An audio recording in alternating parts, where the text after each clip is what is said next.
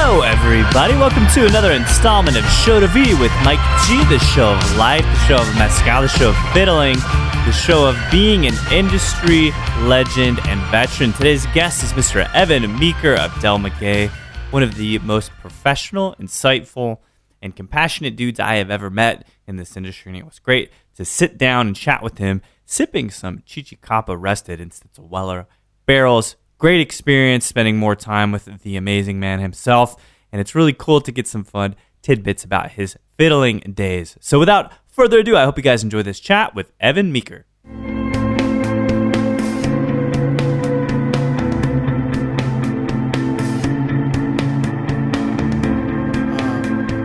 It feels amazing. It's humbling, and also I'm honored.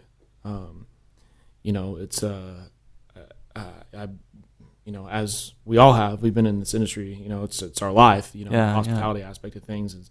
I've done it for a really, really long time, and to the fact that I'm able to work for a company that I believe that much in. Right. Wearing the shirt even. Well, I had to, man. I did bring Tobola too. Good. So. Well, there we go. Man, you guys are so thorough. I tell you. I'd feel bad if I didn't. You can't wear the shirt if you don't have the juice, right? No, but it's amazing, and I wouldn't work for a company if I didn't have utmost belief in every single aspect of what they're doing. Yeah. Coming from my previous job, I had a wonderful portfolio. Was it Sazerac? We'll talk about that. I worked for RNDC. Shit. Okay. Yeah. I was with Republic for 5 years. I think, something like that. And I had the craft spirit specialist portfolio. Oh, okay. And there was amazing products in that portfolio. Yeah. But as you go through, the years and see, the trends and what your coworkers and counterparts and whatnot, on the other side are using or talking about. Yeah. And the trends and whatnot, and then you see kind of the marketing ploys that people will try to shove down your throat, so to speak. Gosh, are trips such a ploy, Evan? Or paying for trips to the agave field such a ploy? You don't have to comment on that. It's like very time is of the essence. There's a big trip going on right now. That's actually kind of funny that you mentioned that, because I'm like, what is going on in Mexico right now? Dude, exactly. I had to ask two separate people. I found out what it was. Brand sponsored trip ultimately with 9,000 agave and people standing in a field, and then we get a good week of posts. The marketing money paid off, I suppose. Yeah. And then no one will carry it in the back bar. Yeah. Well, the backlash, Well, let's hope maybe it gives a little bit more fruition to that. But yeah. It's the research. It's doing your own research, asking your own questions, finding out, as much as you can, because you can't believe everything that's shoved down your throat, but they want you to. Of course. And sometimes being with a distributor, you're forced to swallow it from both ends, so to speak. You know what I mean? And there's nothing you can do about it. And it was, I relished my time with Republic. It was wonderful. It was a great job, and it opened my eyes to a lot of things, and I can never take that experience back. Yeah, exactly. Well, it's brilliant. So, many layers of this industry, many layers of complexity to you, but let's go back and think about, I know you're a fiddler, right? Yep. So there's this huge music piece for you. And so you're growing up in Colorado, right? You born and raised in Colorado? Essentially. Yeah. Texas originally. Oh, where about in Texas? It's outside of Houston, a little town called Katy. Wait. You're from Katy? Technically, yes. I graduated high school in Katy. Oh, well, look at that. No wonder we get along begrudgingly. No kidding. No, but my dad changed jobs when I was very young, and I moved to Colorado. Wow. And so I essentially spent, most of my younger years and then middle school, high school, and college in Colorado. What industry was your dad in? Geology. Geology. Okay. Yeah. Okay. Yeah. He's a very smart man in terms of the study of rocks, so to speak. Right. Well, nature inadvertently. Right? Yeah. He took a job with the USGS, U.S. Governmental Survey, and was head of an electron microscope laboratory.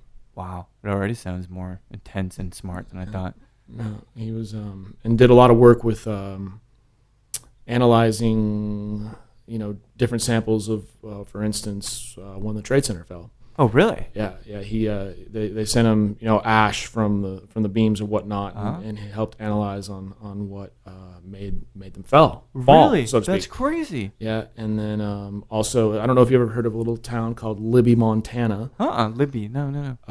But the whole town was poisoned by asbestos. Oh my God! And so he did a lot of analytical stuff for. Was it in the water or? No, it was in the air. Oh my! It was released. There's, and I all know this because of my dad. Thanks, Dad. Yeah. There's a mineral out there called vermiculite. Vermiculite, okay. Which is used to make insulation. All right. But if it's not monitored correctly, mining it releases asbestos into the air, and just this whole town. It's just like got oxygenate sick or something, and died, and something like that. Jesus. Yeah. And so he was on a panel in Supreme Court and all, and was a witness for litigation of lawsuits. And he's the expert. That's yeah. incredible. Did kind of his proclivity towards science influence you to be intrigued about science? Not really. No. I went the complete the opposite route. Yeah. I was my mom was an artist. She did the museum. The Art Institute of Chicago was where she went to school. And I guess my creative side, I went the creative route. And sort of. Well, it's funny because it kind of comes into play now because you talk about fermentation, you talk about distillation. There is that chemical engineering side of it, or even almost the geological side of it, when plants grow and all that. Sure. It's cool how it comes back. It's like a boomerang. You think you go this one direction. But then with Del Maguey, also, us thinking of it as art, right. in a bottle, art from, these families, these wonderful people that are making it down there.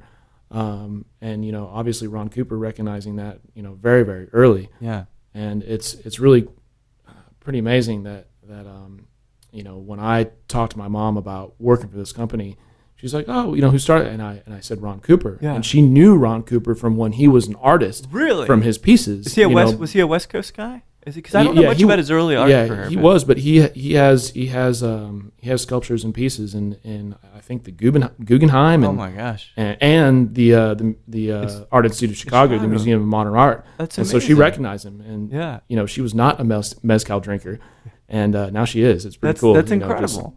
What kind of art was she into? Was she a painter? Was she a sculptor? I would say both. Yeah. She did paintings and watercolor and sculpting, and studied a lot on Impressionism. Oh, interesting. Okay. But then after post graduation, she did work with children in art therapy. So, wow.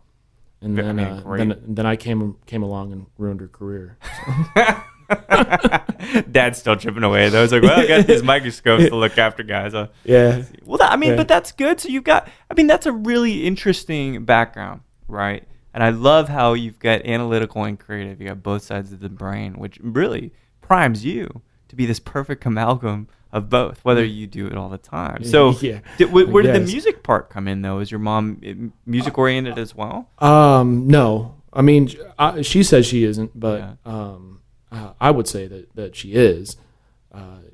But my dad listened to a lot of Western swing growing up, like Bob Wills and Gene Autry and that those types of those types of dudes, and listening to that, growing up to that, I liked it. And so originally they put a violin, a fiddle in my hand, and started off on classical lessons, like the Suzuki method. I'm sure you're familiar. What is that? Music. Yeah, I refresh my memory because I know that I've worked with it. It's I want to say Ichiro Suzuki, but that's a baseball player. I can't remember the first guy's name. Suzuki sidekick. That's what it is. Yeah, but it's a series of books that were written to help kids, progress through the difficulties of learning how to play the violin. Really? And it's all like, starting very simple classical pieces, moving up to, incredibly difficult minuets and Bach and Mozart and whatnot. But so that's how I started, but I did not like it at all. You just cutting your teeth on stuff that's like, oh, this is my parents' music, Yeah, I mean, and now I have an appreciation for classical music. I listen to it all the time, but then it was just, I didn't like it. So my dad found a fiddle teacher in Colorado. And they put a fiddle in my hand, and I loved it. And I practiced all the time, and so I learned a lot of these Western swing pieces and some other traditional fiddle music. And started. What is the for a layman? What's the kind of quintessential fiddle piece? Is there one that we would recognize?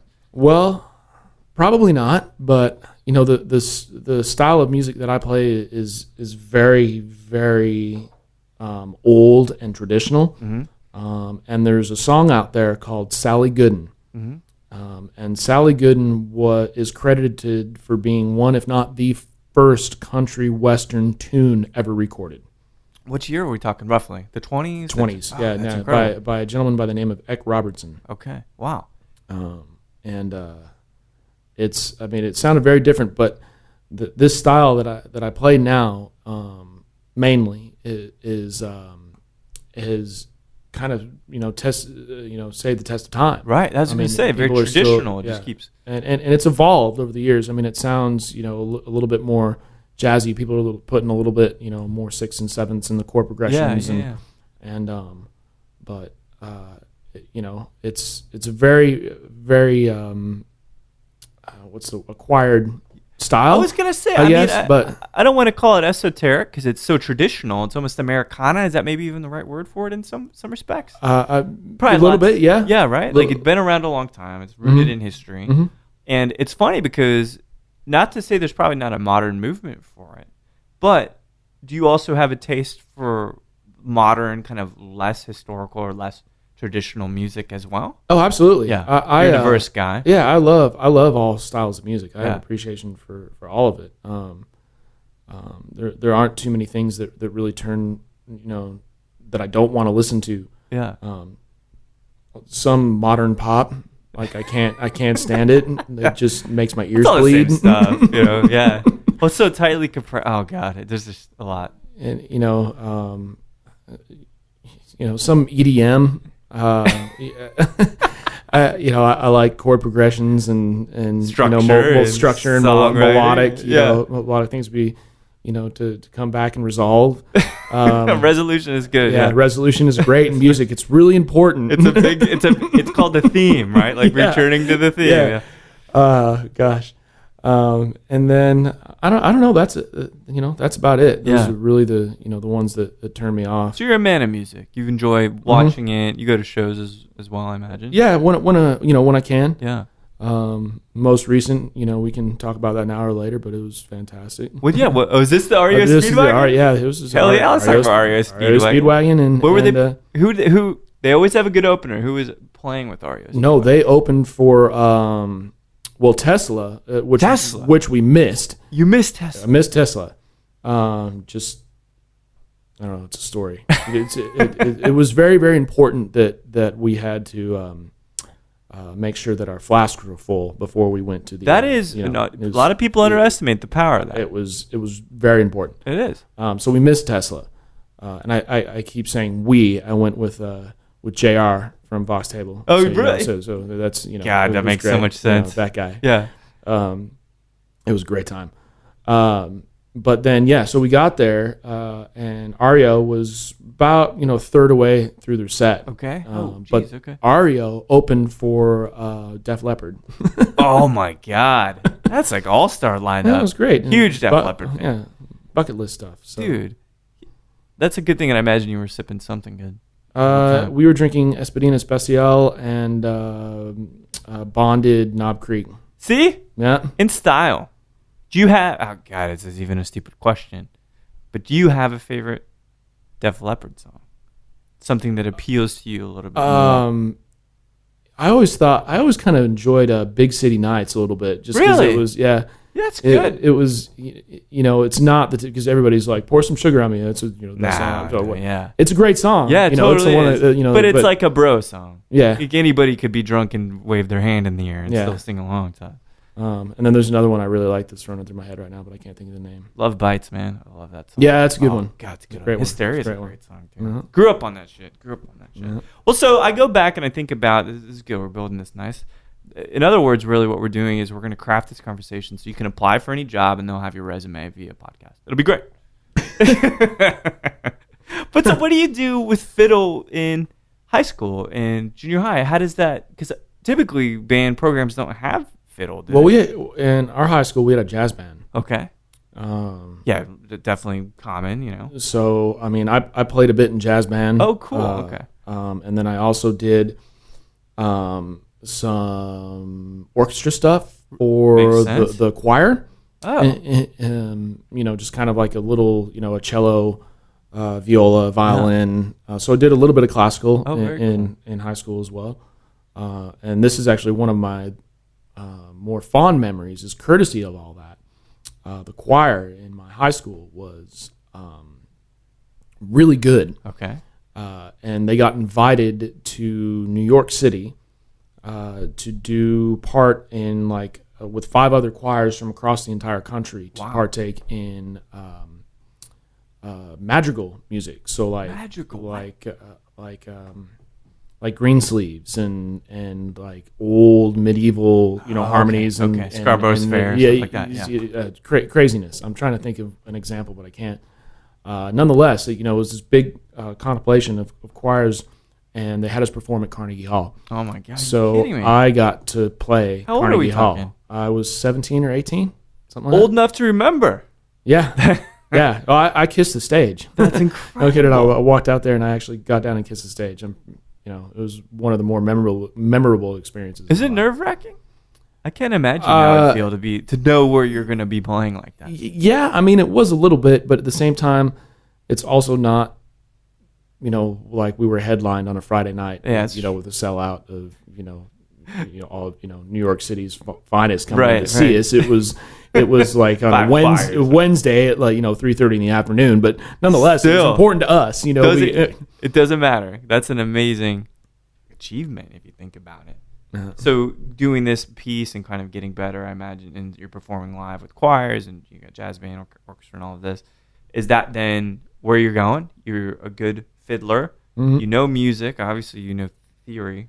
And is that what college is? Is that what it's going to be for you? Yeah, that's what it was. Yeah. That's what it was. Music. Music, yeah. Musical performance degree. And as soon as I was done, I moved to Austin, Texas. Really? Yeah.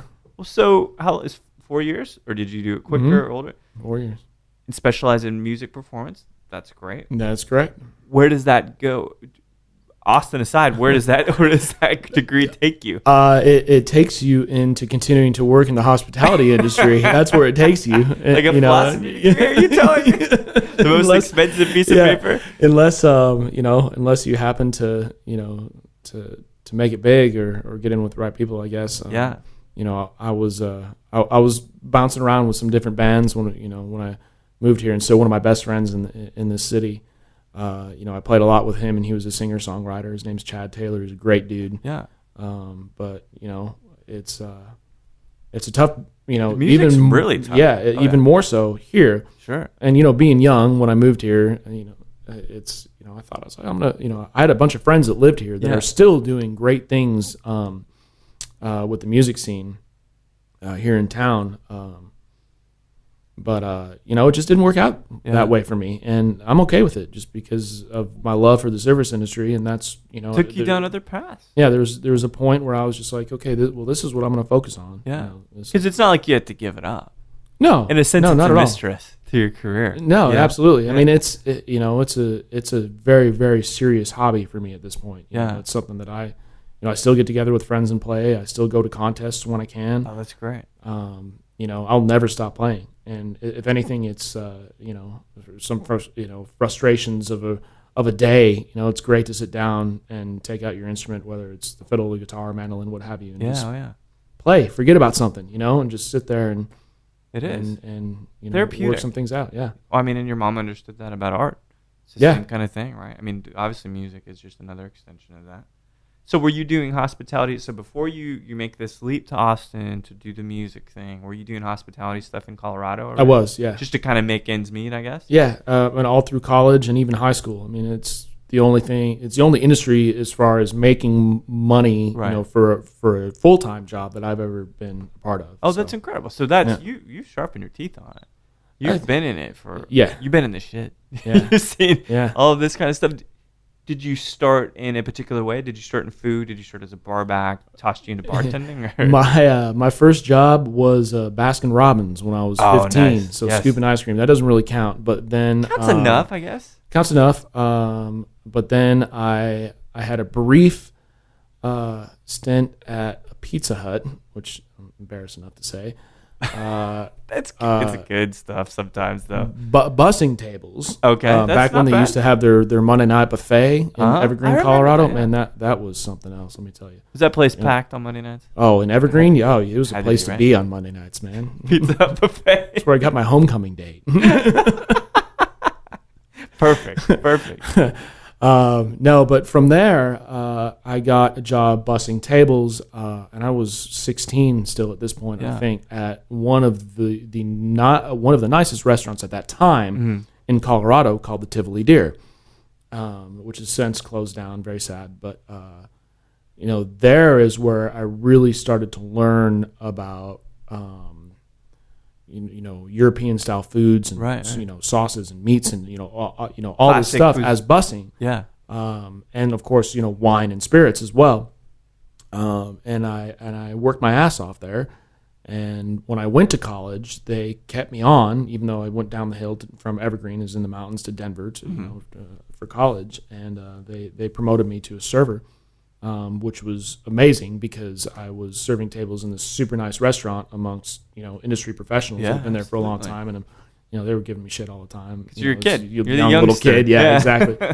But no, it was a great spot, and that's sort of really where that's what started it for me. Where I was just like, not activated, right? Yeah, like you see all these things. There's flavors, there's smells. Yeah. Despite the fact that you're making a bunch of money, when you're like, how is this possible? I just worked a shift on Tuesday. I'm leaving with $300. I'm 18 years old. It's like living the dream at that point, right? Yeah, but no, I mean, the owner of the restaurant, his name was Moans, and he's passed away, but he was a Danish guy. Who had MS, and he was a dick, but he was very high standards, right? Yeah. He cared very much about his business, and he taught me a lot, and I'll never forget that. That's incredible. So even to a young guy like you, yeah. Well, so this obviously this passion is ignited, because there's a lot of affinity, or rather a lot of similarities between music and food. I've said this many times, but think about low notes, medium, mid, treble, right? Sure. Acidity, grassiness, bitterness, all that stuff aligns to a triad. Meatiness, something where it's just that fat and good and rich that gives you goosebumps. Yeah. That's the low sustained octave, double octave Beethoven C minor chord.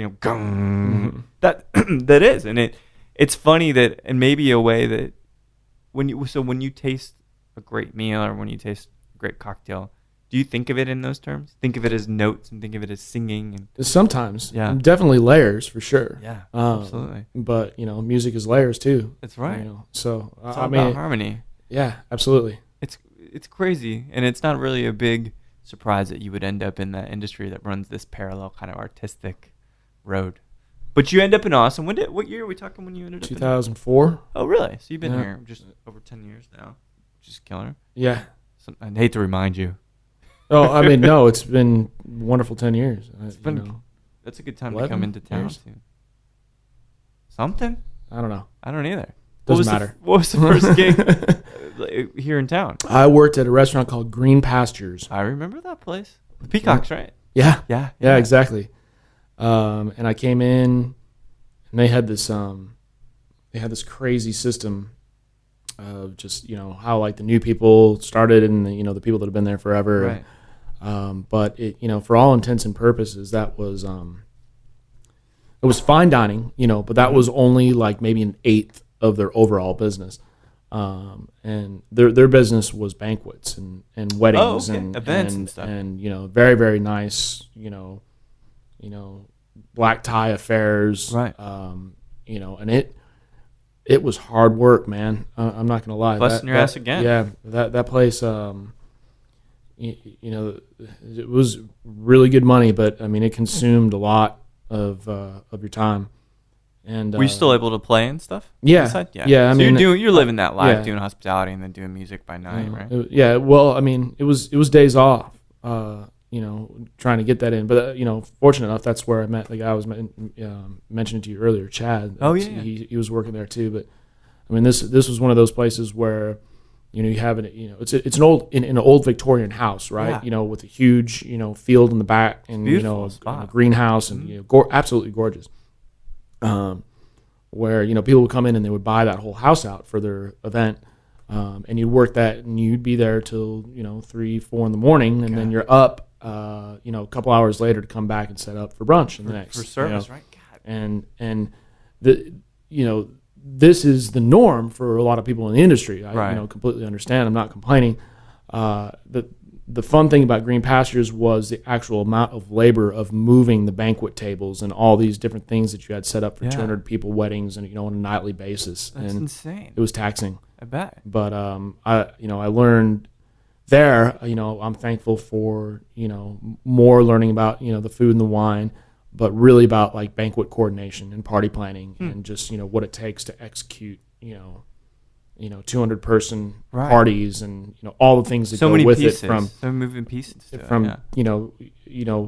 okay, we've got to get somebody to time exactly correct how to open 50 bottles of champagne for the champagne toast right after we just cleared everybody's dessert plate. You know what I mean? Sounds like and have juggling. Yeah, exactly. So what did that help you do? Like, what did you feel like you were? Well, I imagine you felt you were really equipped for something bigger after that. Knowing how to kind of coordinate. It's multitasking. Yeah. I mean, and it's organizational skills in terms of looking at a schedule of when things are planned and how it needs to be executed, and then taking a team and getting it together and assigning and being like, okay, this is how it needs to happen. That's crazy. And that, of course, you don't start out that way. Like, not. But as you're more seasoned and working at Green Pastures, they promote you to where okay, now you're the banquet captain. You're the dude. You're the guy that's executing on this night. It's because X person or Chad, he's not working tonight. Tonight it's your night. Okay, you got to get this together and coordinate this team. And it was you always it was came intense. through, didn't you? Huh? You seem like the kind of guy that always come through in a crunch. Yeah, I did my best. I did my best. What was your first? Well, so this is an interesting time in Austin around 2004, and there's a lot of stuff going on. Yeah, things are changing profoundly. Where did you find yourself in terms of the first maybe cocktailing gig in town? Well, from Green Pastures, I went to McCormick and Schmick. Oh, did you? Which was downtown. Down one, yeah, it was right in Congress, right? And I worked with McCormick all the way until I came on with RNDC. No kidding. Yeah. So I was at McCormick's for 6 years, maybe. Wow. I left right before they got bought out by and a company which I will not name here, but research it if you want, right? And yeah, exactly. and was it acrimonious? Yeah, well, let's just the restaurant took a different turn. Sure, I'll say it like that. And with Green Pastures, and actually, I failed to mention not even the Tivoli Deer, but in Colorado, I went to work at a place in Colorado called the Buckhorn Exchange, which is actually the oldest restaurant in Denver. Oh, wow. And it has #1 liquor license in Colorado. No kidding. And that's really where I started to kind of bartend, Yeah. Bartending to as opposed to like banquets or what have you, which a customer coming sitting or guest sitting at your bar, where there's face-to-face interaction. But going back, from Green Pastures to McCormick's, I worked very briefly as a server at McCormick's, and then expressed my interest and talked about my experience and whatnot, and was promoted to a bartender. McCormick's, and so a lot of volume in that place. There was, right? Yeah, happy hour, yeah, especially. I would yeah, imagine. absolutely, absolutely. And my first real kind of cocktail experience was that it was maybe 6 months after I'd started bartending there, and they completely redid the menu, and all of a sudden we had Negronis and Sazeracs and Singapore Slings, and all these, the classic cocktails that we know and love, and I was just like, well, this is amazing. And I credit the GM at the time. His name is Richard Everett, who still is around here in town. No kidding. He is one of the primary reps for like Lazy Day Lager and those beers. Yeah, He's a great dude. He taught me a lot. Killer. But he gave me some books like The Joy of Mixology, Gary Regan's, and some readings, and that was it, man. I took off. Just took it off. It was something you wanted. Did you want to excel at it, or was there something that was particularly interesting for you? It was interesting, and I wanted to do the best job as a bartender that I could. How was it in terms of this set of standards and kind of level of quality at that point? 'Cause talking probably maybe 2000, early 2000s or mid 2000s, it's not nearly where it is now. No, absolutely not. What do you think? What the state was it? The state of it was then. I mean, I think it was still developing. Yeah. I think at that point, once, maybe this is around 2008. Yeah. Maybe something like that. We sort of just had our first cocktail bars coming up in Austin, right? Mm-hmm. Like you had Bill Norris over at Fino, and you had Rob Pate opening up Pesce. Yeah. So you were there. You saw the shit go down. Mm-hmm. Yeah. I mean, I think it was developing. And when it first started, I remember talking with one of my other bartenders, and I was just like, "This is ridiculous. We get 150 people in here for happy hour. We're gonna have this stuff on the menu. How do you execute? How are we gonna execute this? This is ridiculous." But then, reading in and doing some research on, I kind of looked at it and I was like, "Oh, okay. This goes way back. This is not a first. This is not a first. Exactly. Right. This is what it's supposed to be." And so we sort of adopted that mindset. That's incredible. And then it became, it became fun. Through this whole piece and kind of getting more familiar with products and obviously the reps, if you're back there behind the bar, probably have a lot of reps coming in. Why the distribution piece? Why did that seem like the next move? That's a good question. For me, along the lines, I got, kind of the same time where I was really looking at cocktails and the mixing of cocktails and the history and all that. I was also going through wine training. Mm-hmm. I got my level 2, which is sommelier certification. And so I was getting leadway to do, management responsibilities at that time, starting out with McCormick's and, buying and the reps were coming in and bringing all these cool products, and we had a lot of freedom behind the bar to work with stuff. I looked at it. To me, it was like this. Well, this is going to be an amazing way for me to further education. Sure, that was, kind of at the beginning aspect of it. It took a couple years, meeting people with Republic and whatnot, before there was really mention of an opportunity for me, which I. Well, that's always kind of how it goes. Yeah, for sure. They look at you and they're like, "Oh, this guy's cool," and then eventually you become the guy that's cool that they want to offer a job to. Yeah, it's interesting. It's very common, rather not common, but a few of the people I've talked to, they make that kind of transition like that. Oh, certainly. Well, and it took a lot of, hey, we're doing this dinner, hey, we're doing this event, or hey, we're doing, and I'd go, because I wanted to meet, what's the Chris something, master distiller from Morris? Chris Morris, thank you. Yeah, from Woodford, right? From Woodford, exactly. I remember, that was one of the dinners that I remember. They're like, "We really, really want you to come." And I was like, "Well, I really want to go. Why wouldn't I go?" Yeah, like I'll be there. So that was always, it was about education for me, which there's so many people out there. But man, I love it because you get excited about learning. Yeah, you're not jaded about it. You're not jaded about, and maybe there is some darker commentary like going through your head about, God, these fucking guys, they just won't shut up and lie about this and that. But ultimately, you really like. No, I want to know everything about. Student of the world. Exactly. The day you don't learn something is a day wasted. Absolutely. My dad told me that from when I was very young. That's amazing. But yeah, I'd go to everything, or at least I could when I wasn't working. So note to anybody that listens to this, if you're young and aspiring out there to be like, go to these events. It's important. Yeah. So listen to your reps. Time with people, different levels of the organization. I mean, it is political, even though at its inner core, you have a very, very nice intent, and that is to learn. Yeah. Great experiences and to learn. Mm-hmm. So you said you're with Republic for what, 4 years? 4 or 5? 5 years, I believe. Yeah. Good experience, you said. Absolutely. Is it something that still interests you? That particular tier of Texas spirits? I'm very, very happy with what I'm doing right now. Yes. Who wouldn't so be, in terms of going back, that is not on my horizon. Downgrade. Right? Yeah. So it wouldn't necessarily be a downgrade. In terms of, because there's so many different opportunities within a distributor. Is that once you've been there, and some people go on to do something else, and some people come back, and then there's a different area of opportunity that's afforded through them through how big of a company the distributors are. Great point. Yeah. They could be. It could be, director of import management for retail stuff on, coordinating. I mean, there's you're right. So you're much. Absolutely right. There's money there. So that means there's opportunities there. Right.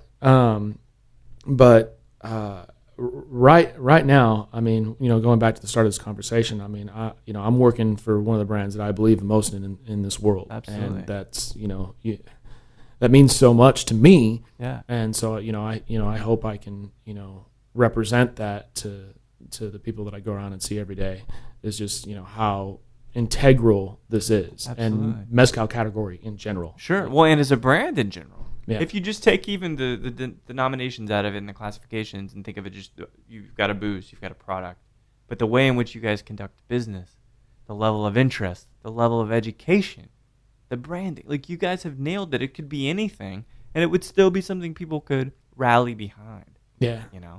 Which so makes me wonder, who was the first person you talked to with Del Maguey and maybe started to prime the pump for opportunities there? Well, it was Misty. Yeah. Yeah. Really? Was she in town? Yeah. And we had worked a bunch, in the past. Yeah. And they had taken me down to Oaxaca, and I had just mentioned about some opportunities that I had noticed, or actually even had been approached by. Yeah. And one of them included the aspect of me being able to work with Del Maguey. Not in a full-time fashion, obviously, sure. but in a more close fashion that I was able to do with all the other brands that I was working with. And I mentioned it to her, and I was like, I have this opportunity, and I think I'm going to pursue it. And she mentioned, well, is it because that you want to work with Del Maguey that you're pursuing this? And I said, absolutely. And she said, well, all right, well, let's have a little chat. Let's talk. Yeah. Yeah. That's incredible. So you knew, I mean, there was a target on it. They're the leaders in this category. Yeah. You knew that. Obviously, diving into Mezcal is like opening up a book of a different language. Mm-hmm. Harkening back to different culture. Like if we look at your life in terms of like chapters, I like using that phrase, or even acts, like a play, right? This is a distinctly different set of information. Certainly. Locale, flavors, personality, benefits to society, like all of these different things. So when did you forge that relationship with Del Maguey? What year are we talking then? The first time I ever tasted Del Maguey, I was still bartending. Yeah. And at that time, we had our GM and myself, we were really trying to cultivate an amazing single malt back bar. And our back bar was, for a chain restaurant, our back bar was wonderful. Yeah. And we were trying to cultivate. Sure. Use the wrong word, yeah. But a single malt collection. And I was really diving into distillation and spirits and what have you.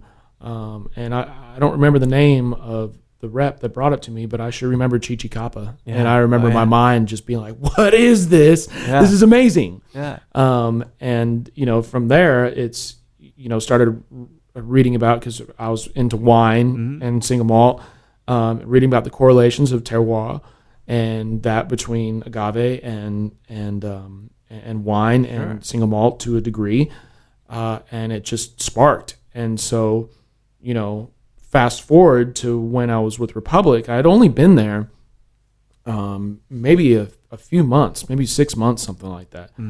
And we had a big kickoff deal, because they always have those, right? It's a big kickoff deal, and it's this new product, and so everybody comes out and get everybody stoked on it. Most of the time it's great, it's a great job, it's a lot of fun.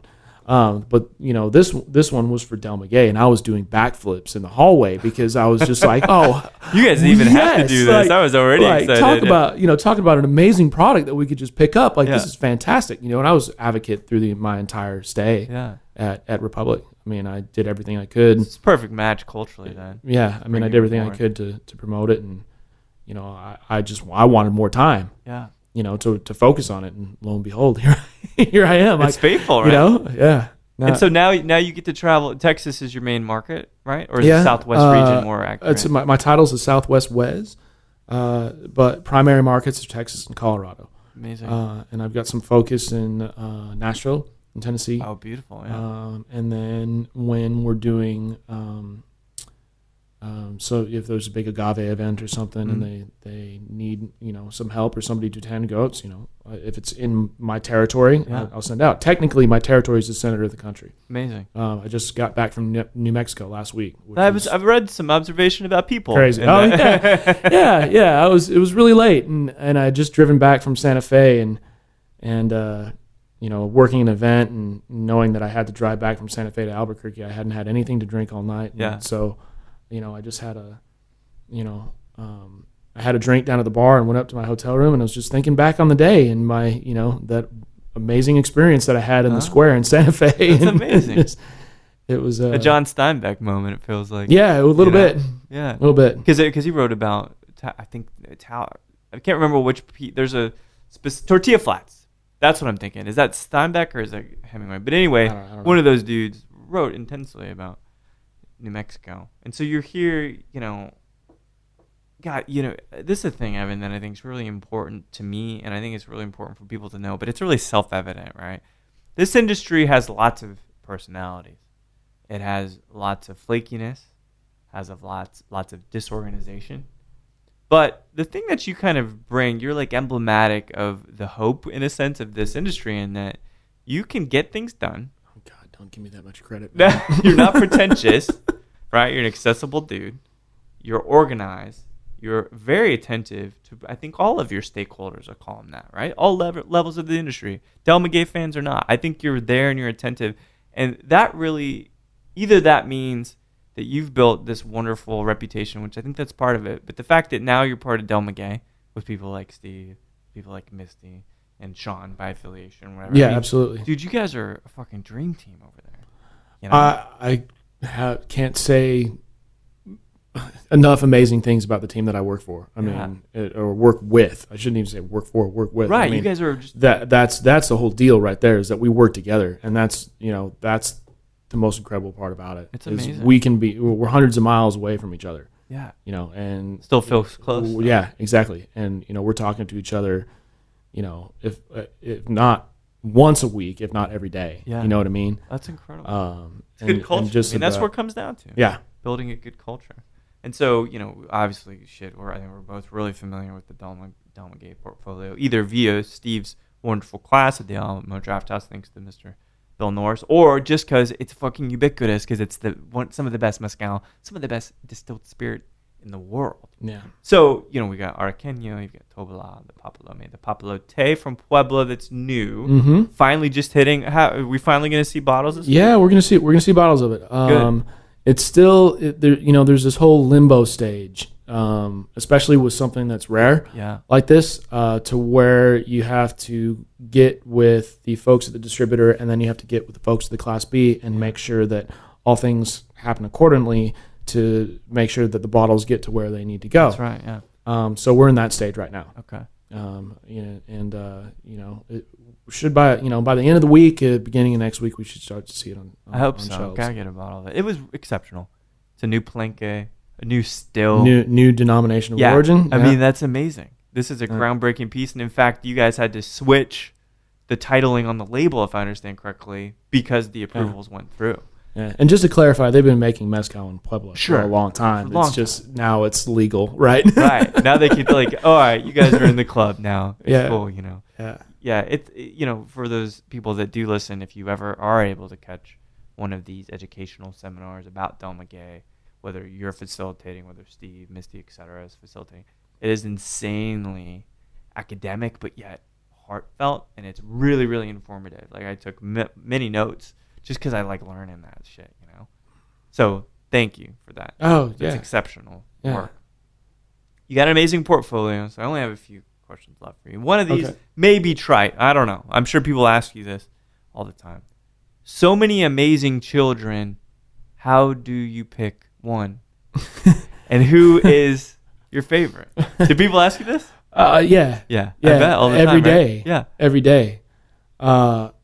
It's you like them all for different reasons. Sure. You know, and it's I will go through stages myself where I'm really, really into one. You know, maybe it's a week, maybe it's a month, where it's just like, God, this is so good. This is great. You know, taste this espadine from Virgilio. It's amazing. You know what I mean? But coming back around full circle, then I'll try Tobola again. Yeah. And I always sort of find my way just melting every time. Sure. In fact, we should have some right now. Yeah. We should have some Tobola. Yeah, do it. Here. Oh, wait, no, that's your special. Vish. Wait, yes, no, Tobola. it's in my bag. It's in my bag. You know, Tobola is the what? It's the revolver. Yeah. It's I would say you always go back to it's the central kind of theme to the Mezcal and the one that has built this kind of cult reputation in a sense. So as we pour this Tobola, tell me why? Why do people keep coming back to this? Why does it haunt their souls in a delicious and luscious way? Why do they do that? I mean, I think it's all obviously all about the all about the agave. You know, and the fact that, you know, this small little piña spends, 15 years reaching maturity. You know, and the fact that it's wild, that, Rogelio literally goes out and finds them sustainably, That's incredible, yeah. To make this, and to me, I think it really has to do with, all the concentration of the starches that, eventually converted into sugar, right? In this tiny little plant, they're resilient little fuckers. Yeah, it's symbolic. Yeah. It's metaphoric. Yeah, they can exactly. Do all this stuff. And it just all of that, the resiliency, the concentration, the time, just the soil that it comes out of. I mean, all of that plays in, and then once it finally comes off the still, it's just it's magic. Just it's magic. It's unbelievable flavor. It's so complex. And it does have the cult following. It's like Prince, dude. Mm-hmm. Like people, you've got a shirt. People even at ACL this year, I had an amazing experience drinking with some of the bands. I brought a care package to one of the bands that I was playing. Nice. 2 bottles of Del Maguey, one of which was a Tobola from 2007, wax top still. Well, look at you, man. Classic shit, right? So drinking it with amazing people who performed that day. And I'm like, you know what? I'm taking this to go see Radiohead. Got this bottle of Tobola. This is only to illustrate the cult status, in a sense, of Tobola. You sent me a picture, right? I did. Yeah, that's right. So I've got it in the backpack. I'm like, this is the one. I'll bring it and people will come. I know they will. And guess who I run into? Chris Bostic, Dennis Gobis, and some other gentlemen. But that's how it is. Tobola is this thing, man. It kind of unites us in such a strange way. And we finished that shit. Mm-hmm. And it was worth every drop because it's a lovely, lovely. You're a good man, sir. I appreciate that. I took a picture. I can't remember where. I have to look back at what date it was. I can't remember what state I was in or what I was doing when you were doing that. But I was just like, good Lord. Yeah, dude. Something special about Del Maguey, man. And you guys have something for everybody in a sense, So many different flavors: bright, musky, muddy, fruity, floral, et cetera, et cetera. So this would be my last question, and I'm going to start asking this of people. I asked this of David Perkins when he was on the show. Well, first, Steegy Baby, my friend. Steegy Baby, Evan, thank you so much for sharing the fine Tobla. You guys should. I don't want you to be envious, but this is delicious, and I always feel very lucky to be in the studio here. Well, I'm having a great time, man. I'm going to admit I was a little bit nervous, coming in here. I wasn't sure what you're going to ask me about, but yeah. Just life, booze. It gets easy. That one time where you saw me and I was, never mind. It's all okay. It's all good. It all comes out, and it's always brilliant to chat. So you've got this wide array of mezcal, and I think this can be interesting. You are at a hotel bar. Just illustrate a scenario here, okay? So you're at a hotel bar. You have your pick of any of the mezcals, of course, your whole line, and you can talk and just dive into conversation with any single person, past, present. Who might that person be that you would love to share some mezcal at a hotel bar with? Like anybody in the world? Anybody ever. Wow. Whether you know them or not, yeah. Well, there's so many. That's a great. I just love thinking about that concept. Yeah. Oh wow. Okay. Can I give you a couple? Please. Can I give you two? Yeah, please. Kind of from different aspects of my life. Yeah. One would be a since passed away gentleman by the name of Norman Solomon. Okay. Norman Solomon he's a legend in the fiddle playing world. Okay. Who actually instructed my teacher. Oh, wow. So he's my teacher's teacher. Right. So in terms of the lineage of like mezcal and passing it from father to son and tradition and all that, I would love to share a mezcal with him and talk about that amazing. aspect. From sort of a modern side or a fun side of me, I'd love to sit down and talk mezcal with Bill Murray. Oh my gosh. I almost named my dog after Bill Murray. I'm telling you right now that's brilliant. I want to just ask if I'm ever in the same city and say, hey, can I get 30 minutes to drink whiskey with you and talk whiskey? Now, if he drinks mezcal, even better. Yeah. I don't know what Bill Murray drinks. Old Granddad, no, right? I've seen that. I don't know. I mean, I haven't seen that, but he just seems like a fun guy to like share a drink with for 30 minutes at a hotel bar. One of the finest. Yeah, I imagine.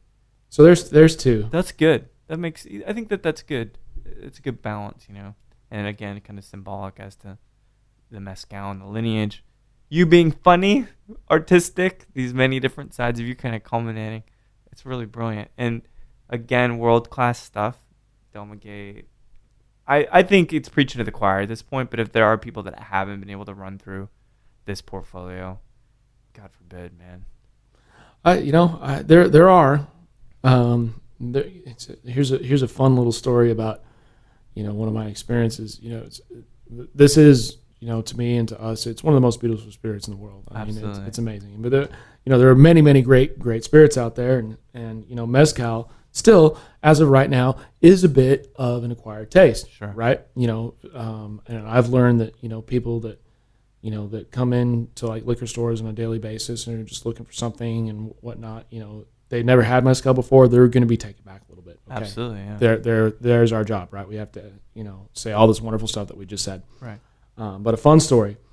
I was doing a tasting, and this was a while back at a liquor store. It was actually when I first started out, so it was a, kind of an invite, educational. And one of the ladies there, very southern, was familiar with Chichicapa. And bear in mind, very, very familiar. And, after I went through 3 of them, she stops and she goes, "Oh, my goodness gracious. I just love this cha-cha cape." She's trying. She's trying. That's amazing. She's trying. That's all that matters. And so, and I just let it go. I was just like, okay, great, It's the cutest damn story in the world. It's, it's still incorrect, but, you'll get it at some point. But the majority of people that you sample, it's at least in that setting. Yeah. It's hard. Takes a bit. It always does. But you're fighting the good fight, man. And yep. every single day you meet a new person that is embroiled in the passion of Mezcal. And I'll tell you, sharing this stuff with a bunch of Brits that can't get it over there, their eyes just light up. It's really an amazing thing. So, true testament to you, and Ron's amazing. Yeah. It's Ron did an amazing thing, and it's with my travels and going to people in the hospitality industry that that I haven't met before, and there was a gal that I met in Boulder who I tasted her on Santo Domingo, and she started crying. Wow! Because she was like, "This brings me back to Mexico," and that's something special right there. When it's incredible. You have a product that can bring somebody to get a tear in their eye and transport them to a place they've been before. That's what it's all about right there. It's incredible, man. And I think all of us in the industry, that's what our job is. Maybe it was the product, but if you're bartending and somebody's having a bad day and they come and sit down and you can make them smile when they have a tear in their eye, reverse, bring them back to some place that they've been before. That's what our job's about. It's amazing. So keep on doing it, man, because it's great. And you've been such an amazing ally. And I love the crew at Del Maguey. You guys have just been so accommodating. And I really appreciate it, man. And thanks so much again for the Mezcal. Yeah, man. Thanks for the interview. It was great. My pleasure. Great seeing you, bro. Likewise. Thank you, Ed. So there we have it, the wonderful Evan Meeker, one of the most professional, polite, kind, and responsive gentlemen in this entire industry. And it is lovely that he is working for Del Maguey and has the resonant Tobala bottle in his backpack. Got to get myself one of these. Got Tobala shirts sooner than later. Evan, it was great getting to know you better. It was great getting to hear about the music. And it's always nice to chat on the phone. One of the few people that calls me instead of texts me. He's a better man than I. So thanks everybody for listening to Show to V with Mike G. No matter how close you are to fully losing your voice or how many cocktails you've crossed off that epic list at the Roosevelt Room, please keep dancing.